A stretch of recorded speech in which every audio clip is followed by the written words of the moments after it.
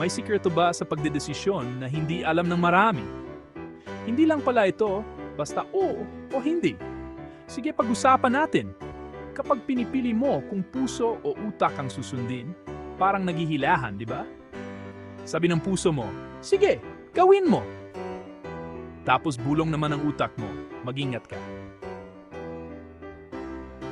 Pero ito ang sikreto, pareho silang mahalaga. Minsan, ang puso mo ang magdadala sa iyo sa mga nakaka-excite na karanasan at tunay na kaligayahan.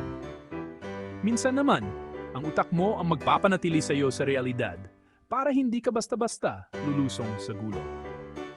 Kaya, sa halip na pumili ng isa, bakit hindi mo pakinggan ang dalawa? Balanse ang susi. Sa susunod na may malaking desisyon kang haharapin, tanungin mo ang sarili mo. Ano ba ang gusto ng puso ko?